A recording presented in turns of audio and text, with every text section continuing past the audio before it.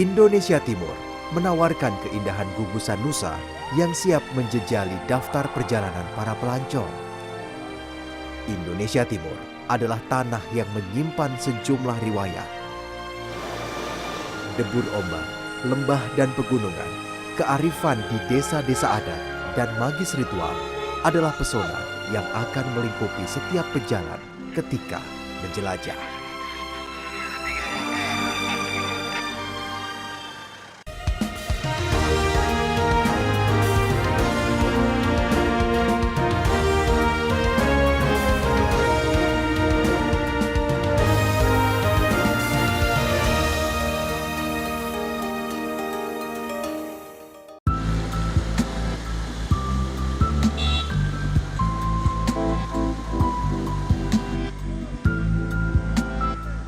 Kupang adalah ibu kota dari Provinsi Nusa Tenggara Timur. Meski saat ini kota Kupang gencar melakukan pembangunan, namun tak membuat kota yang juga menjadi terbesar di Pulau Timor ini kehilangan potensi wisata alamnya. Hingga kini, alam Nusa Tenggara Timur memang masih menjadi salah satu tujuan pelancong. Sejumlah tempat wisata bisa dikunjungi bagi siapa saja yang datang ke kota ini. Misalnya saja, tempat wisata air terjun Wenesu. Berjarak sekitar 20 km dari pusat kota Kupang, terdapat oase yang bisa menjadi peneduh panasnya suhu pusat kota. Berlokasi di Desa Wenesu, Kecamatan Kupang Barat, Kabupaten Kupang, air terjun Wenesu memiliki keunikan tersendiri jika dibandingkan dengan air terjun kebanyakan. Air terjun ini terlihat memiliki beberapa tingkatan yang terbentuk secara alami. Jika dilihat, ada 3-4 tingkatan air terjun yang dimiliki. Belum lagi, aliran air di sini terlihat bagaikan tirai-tirai abadi yang menyelimuti batuan kapur alam yang berada di baliknya. Ada beberapa kolam alami di sekitar air terjun yang juga bisa digunakan oleh wisatawan untuk berendam sambil menikmati jernihnya air di kolam alam dengan kedalaman bervariatif, mulai 2 hingga 4 meter. Saya baru pertama kali karena ini kan daerah NTT Kupang ya. Cukup jauh dari ibu kota. Nah, jadi saya kira udara cukup sejuk, menikmati suasana alam yang sejuk dan cukup indah untuk dilihat. Ini kalau menurut saya ya, jadi ini air terjunnya tuh biasanya kan satu kali terjun begitu. Nah, ini kelihatannya berombak-ombak. Ya, nggak terlalu deras. Gitu. Mungkin buat anak-anak muda malah bisa naik lebih ke atas untuk main air gitu. Tempat wisata ini juga cocok bagi pengunjung yang datang untuk sekedar menikmati sejuknya udara dan berekreasi di bawah rimbunnya pepohonan tropis yang memayungi di hampir seluruh wilayah dengan luas 1,5 hektar ini. Tempat wisata yang dikelola oleh pemerintah daerah sejak tahun 1990 ini juga menetapkan biaya retribusi yang dikenakan kepada pengunjung dengan nominal harga yang cukup terjangkau, yakni hanya Rp2.000 saja per orang.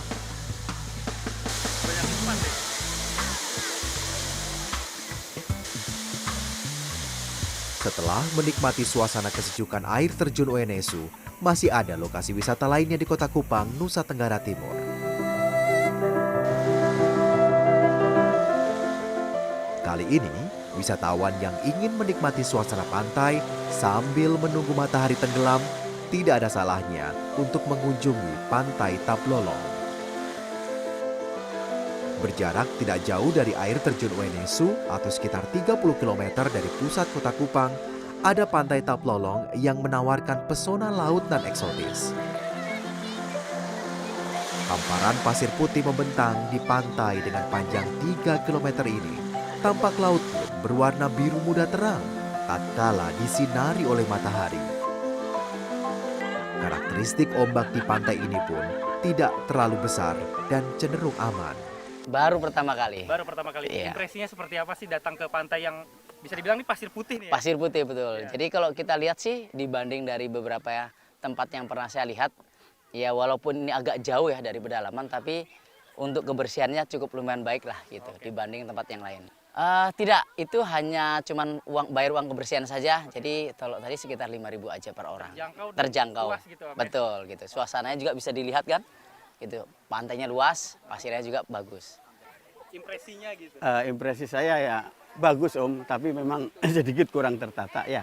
Mudah-mudahan ke depan setelah kita banyak destinasi yang didatangin, mungkin dari Pemda setempat akan segera memperbarui lah biar kelihatan lebih cakep lagi. Apa kira-kira yang harus ditambahin pantai ini, Om?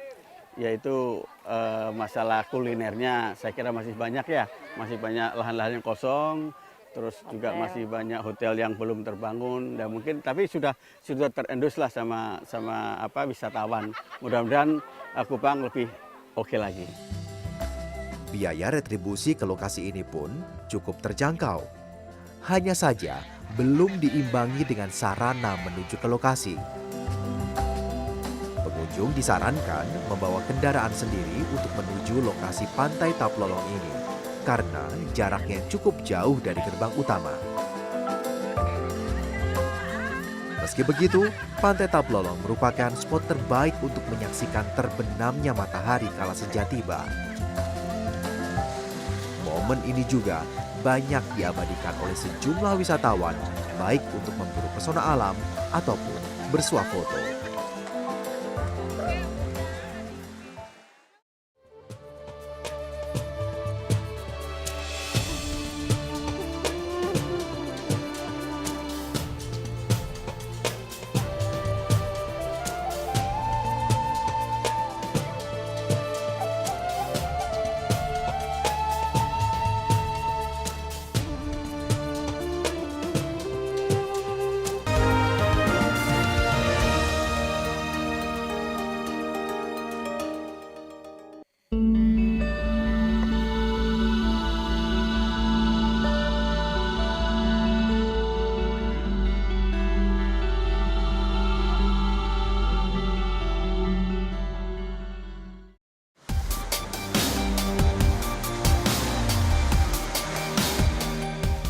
Masih di Nusa Tenggara Timur.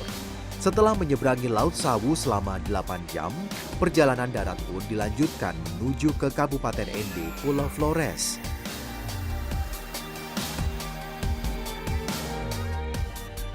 Pulau Flores seakan tercipta ketika Sang Maha Kuasa tersenyum.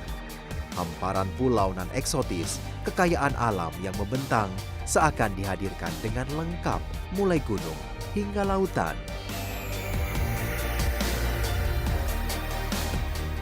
Kabupaten Ende misalnya, wilayah yang berada di tengah-tengah Pulau Flores ini dikenal karena memiliki keistimewaan alamnya yang melegenda, yakni Danau Tiga Warna. Berlokasi di dalam Taman Nasional Kelimutu, Danau Tiga Warna menawarkan eksotisme keindahan alam langka, ciri khas pegunungan Flores. Taman Nasional ini menjadi tujuan selanjutnya untuk dijelajahi. Sekarang saya sudah berada di Taman Nasional Kelimutu Flores, Nusa Tenggara Timur. Dan sebelum kita menikmati keindahan alam yang ada di atas sana, saya harus menaiki sejumlah anak tangga untuk menuju ke Danau Tiga Warna. Ya, sambil saya hitung ada berapa jumlah anak tangganya.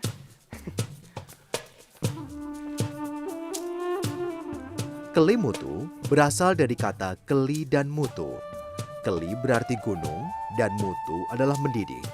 Kalimat ini menggambarkan bahwa Gunung Kelimutu merupakan sebuah gunung vulkanis yang pernah aktif dan terakhir kali meletus pada tahun 1968 silam.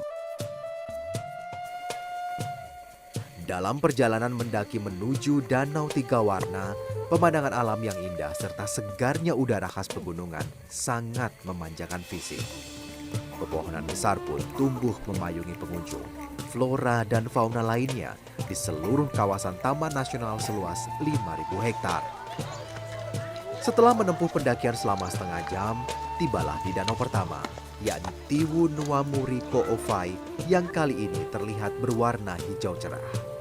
Tiwu dalam bahasa Ende berarti danau, sedangkan Tiwu Nuamori Ko'ofai memiliki arti danau atau kawah para arwah pemuda dan gadis.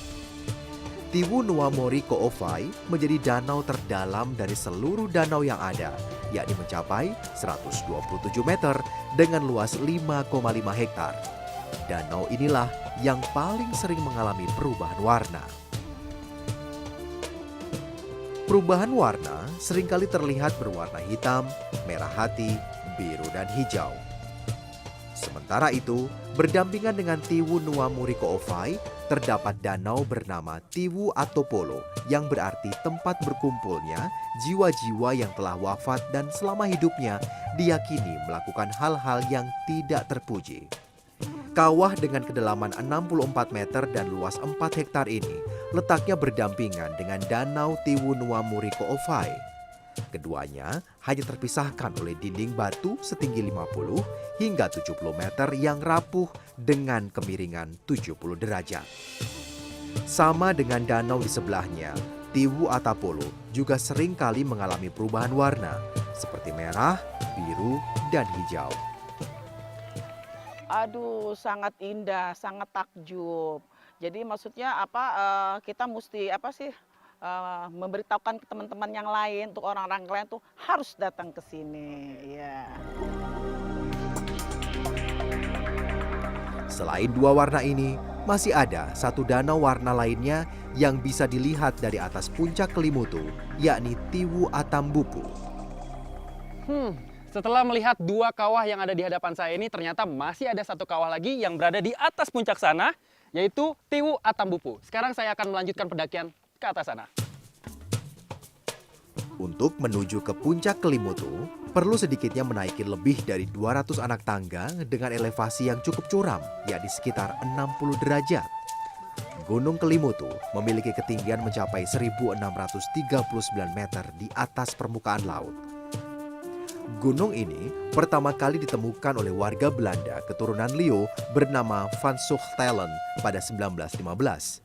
Dan kawasan ini mulai ditetapkan sebagai Taman Nasional pada 26 Februari 1992. Setelah mendaki puncak Kelimutu, tibalah saya di Tiwu Atambupu yang merupakan kawah para leluhur. Kawah di sini berwarna biru tua dengan kedalaman 67 meter. Jika matahari sedang menyinari langsung kawah ini, maka lambat laun warnanya akan berubah menjadi hijau lumut. Ini pertama saya kesini sama keluarga, ini baru pertama. Baru pertama kali. Ya. Nah, kesan-kesannya datang ke sini gimana? Wah, ini sih keren banget. Sebelumnya saya baru berangkat sama lihat-lihat gunung juga di luar, tapi ternyata di Indonesia tuh ada yang lebih bagus. Ada yang bagus gitu ya. Ya, Ini kan danaunya ada 3 nih. ya. Spot favorit tuh yang paling disuka di titik mana? Di titik paling atas. Yang paling atas. Ya. Apa alasannya? Karena kan di atas kita bisa lihat langsung 3 danaunya, terus ternyata ya itu warnanya dari atas tambah kelihatan dan beda-bedanya kelihatan Beda-beda gitu. kelihatan gitu Ya. ya. Nah, di sini sendiri untuk masuk ke sini tiketnya terjangkau nggak sih kalau bisa dibilang? Terjangkau sih untuk ke sini dan menurut saya jalan ke sini juga nggak terlalu parah lah gitu. parah gitu. Ya. Dari atas puncak Kelimutu, 3 danau warna yang ada bisa dilihat sekaligus. Tempat ini menjadi yang paling diminati oleh wisatawan.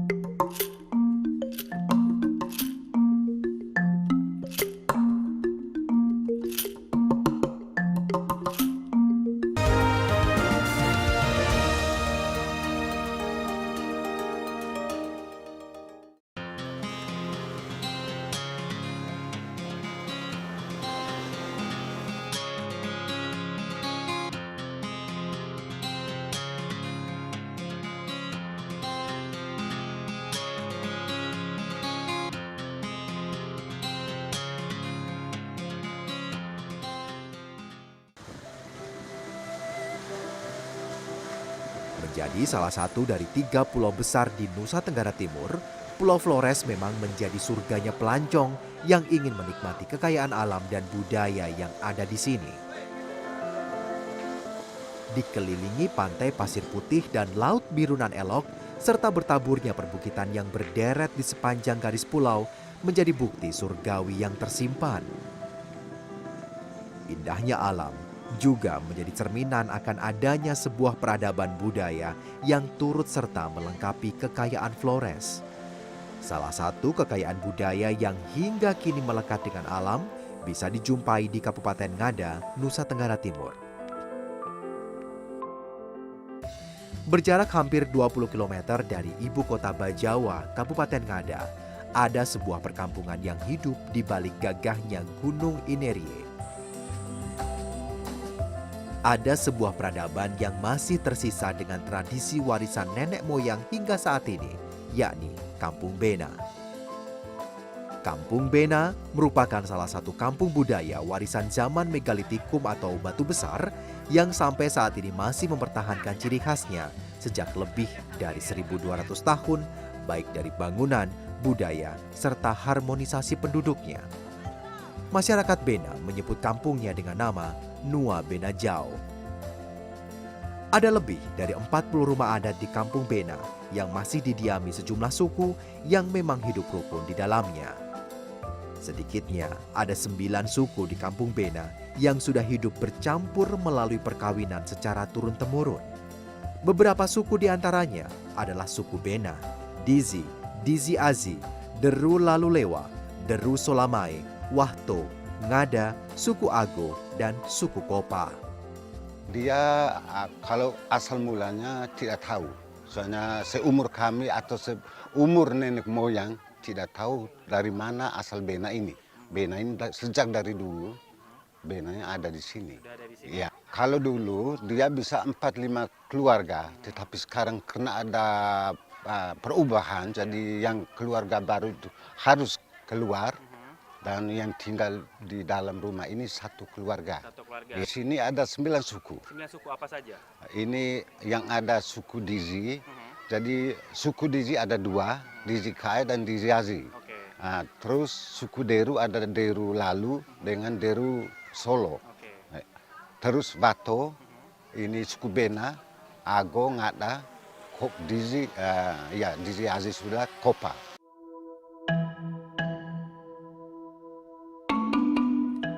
Rumah-rumah di Bena seluruhnya beratapkan ijuk dan alang-alang, atap teras dan lantainya dari bambu, serta campuran beragam jenis kayu yang sudah dipakai selama ratusan tahun. Leluhur Bena memiliki filosofi dalam pembuatan rumah pada zaman dahulu. Bentuk perkampungan yang berundak-undak bukan tanpa alasan. Hal itu dilihat berdasarkan garis keturunan, pernah berkuasa, atau penduduk biasa.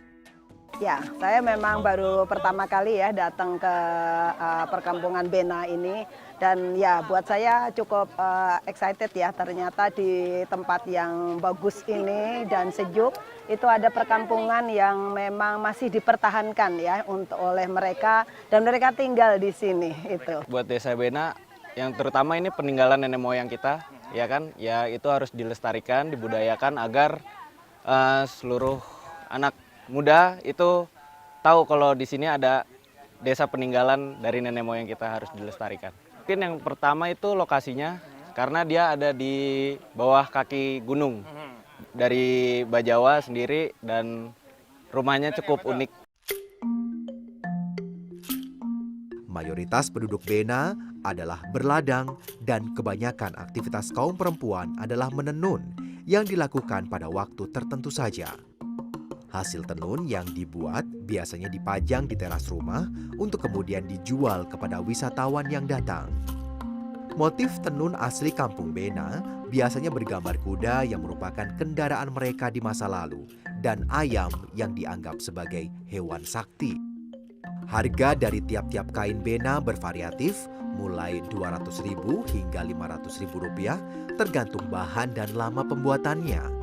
Hal ini dilakukan untuk membantu perekonomian penduduk Bena yang jauh dari hiruk-pikuk perkotaan. Bena kampung adat bersahaja Nua Benajau. Selain Desa Bena, Pulau Flores masih menyimpan sebuah kebudayaan yang bisa dinikmati hingga saat ini. Berjarak 230 km dari Kampung Bena, Kabupaten Ngada, ada sebuah desa adat yang hidup terpencil di lembah Wairebo. Tepatnya pada ketinggian 1.200 meter di atas permukaan laut yang masuk ke dalam wilayah Kabupaten Manggarai, Nusa Tenggara Timur. Masyarakat Manggarai menyebutnya Desa Wairebo, negeri di atas awan.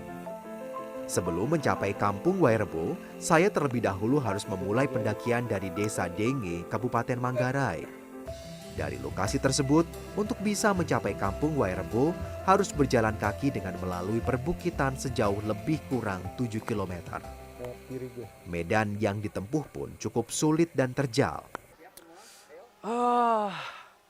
Akhirnya setelah menempuh perjalanan dengan cara mendaki lebih kurang 3 jam lamanya sampai banjir keringat seperti saat ini, saya tiba juga di kampung adat Wairebo. Dan tidak sia-sia perjalanan selama kurang lebih 3 jam tersebut, lelah saya terasa terobati. Sekarang saya mau menikmati keindahan alam yang ada di sini. Desa adat Wairebo bermula dari kisah tentang nenek moyang masyarakat Wairebo sendiri. Adalah Empo Maro yang dikisahkan berasal dari ranah Minangkabau, Sumatera Barat. Ia berlayar menuju kawasan Sunda Kecil dan akhirnya berlabuh di tanah Flores. Setelah berlabuh, nenek moyang masyarakat Wairebo selalu hidup nomaden dan akhirnya menemukan sebuah lahan di lembah Wairebo dan dimulailah kehidupannya hingga turun-temurun sampai sekarang. Terlihat ada 7 rumah yang berbentuk unik mengerucut dan identik satu dengan lainnya, meski ada satu bangunan yang berada di tengah dengan ukuran yang sedikit lebih besar. Rumah adat ini bernama Baru Niang. Baru artinya rumah, Niang artinya tinggi dan bulat.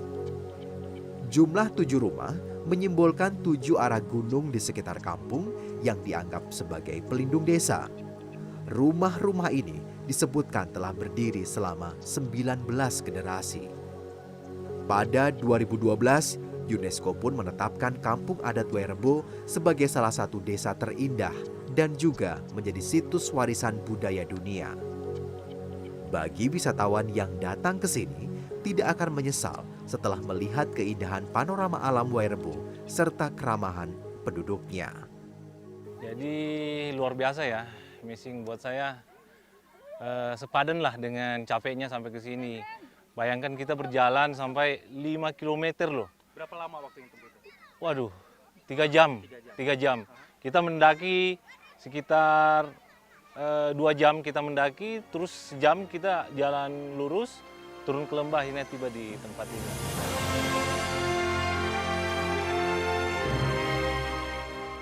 Negeri di atas awan Wairebo memang hidup terpencil, namun tidak menjadikannya terkucil.